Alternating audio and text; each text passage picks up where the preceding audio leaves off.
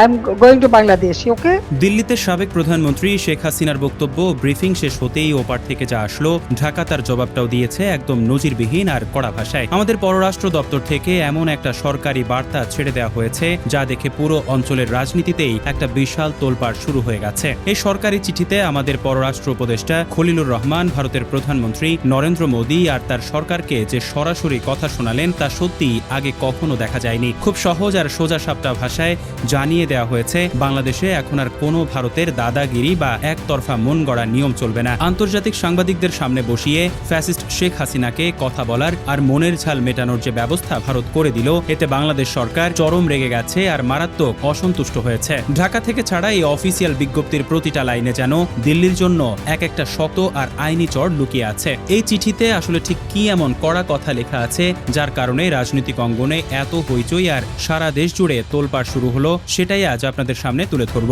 ঘটনাটা একটু মনোযোগ দিয়ে বোঝার চেষ্টা করুন। ভারতের রাজধানী দিল্লিতে বসে সাবেক প্রধানমন্ত্রী শেখ হাসিনা আন্তর্জাতিক সাংবাদিকদের সামনে এক লম্বা ব্রিফিং করেন যে শেখ হাসিনার বিরুদ্ধে বাংলাদেশে জুলাইয়ের আন্দোলনে হাজার হাজার ছাত্র জনতাকে গুলি করে মারার অভিযোগ রয়েছে, যার নামে এদেশের আদালতে অনেকগুলো পরোয়ানা জারি হয়ে আছে। তাকে ভারতের মাটিতে বসিয়ে সাংবাদিকদের সামনে কথা বলার সব ব্যবস্থা করে দেয়া হলো। এই দৃশ্য দেখা মাত্রই আমাদের পররাষ্ট্র মন্ত্রণালয় বিন্দুমাত্র দেরি না করে এক চরম কড়া অফিসিয়াল চিঠি জারি করে দিল। এই চিঠিতে খুব পরিষ্কার করে বুঝিয়ে দেওয়া হয়েছে 2024-এর জুলাই বিপ্লবের পর নতুন বাংলাদেশ আর আগের মতো কোনো দুর্বল বা চুপ করে থাকা দেশ নয়। কোনো ক্ষমতাধর প্রতিবেশী দেশের কাছে মাথা নোয়ানোর দিন যে চিরতরে শেষ হয়ে গেছে সেটা দিল্লিকে খুব ভালো করে বুঝিয়ে দেওয়া হয়েছে। বিজ্ঞপ্তিতে সোজা বলে দেওয়া হয়েছে দিল্লির মাটিতে দাঁড়িয়ে বাংলাদেশের একজন পরোয়ানাভুক্ত আসামিকে দিয়ে এভাবে লাইভ কথা বলানো বাংলাদেশের স্বাধীনতা আর আত্মমর্যাদার উপর এক বড় আঘাত। রাজপথে রক্ত দেওয়া জুলাই বিপ্লবের শত শত শহীদ আর হাজার হাজার আহত মানুষের কষ্টের প্রতি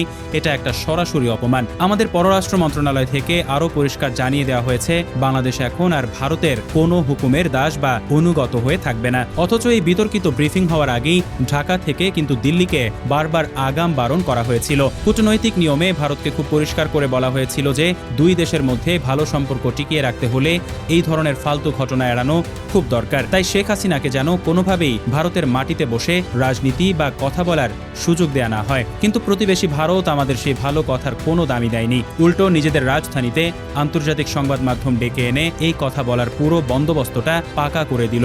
আর ঠিক এই জায়গাতেই আমাদের পররাষ্ট্র উপদেষ্টা খলিলুর রহমান আর বাংলাদেশ সরকার মারাত্মক এক আইনি আর রাজনৈতিক প্রশ্ন তুলে ধরেছে। ভারতের সাথে বাংলাদেশের 2013 সালের একটা অপরাধী দেয়া নেয়ার আইনি চুক্তি আছে।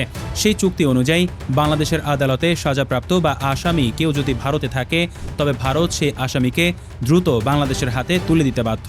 কিন্তু চিঠিতে দিল্লি সরকারের কাছে সোজা হিসেব চাওয়া হয়েছে। একজন আসামিকে আদালতের হাতে না তুলে দিয়ে উল্টো রাজার মতো বসিয়ে কথা বলার জায়গা করে দেয়াটা আসলে কেমন ধরনের বন্ধুত্বের পরিচয়।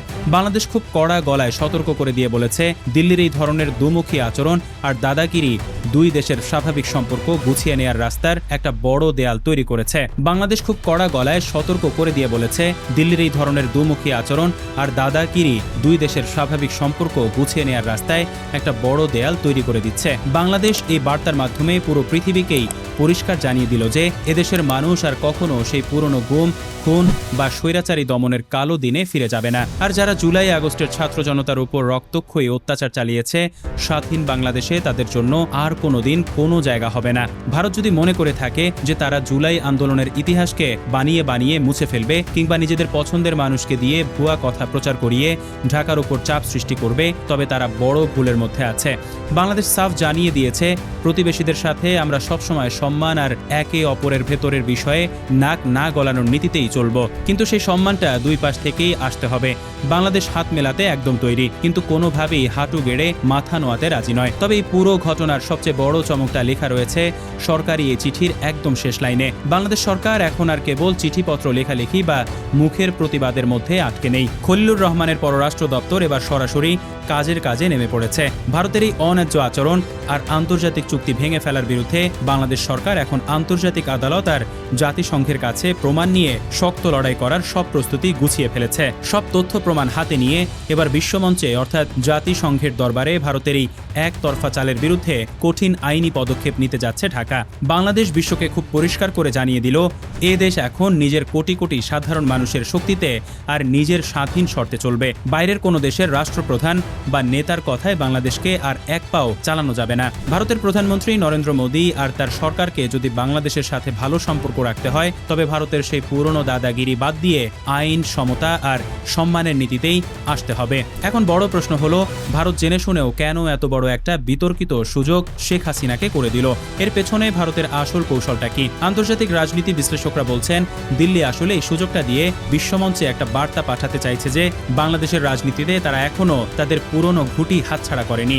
কিন্তু ভারত যে খেলাই খেলুক না কেন, প্রশ্ন কিন্তু থেকে যায়, বিশ্বের বাকি পরাশক্তিগুলো এটাকে কিভাবে দেখবে?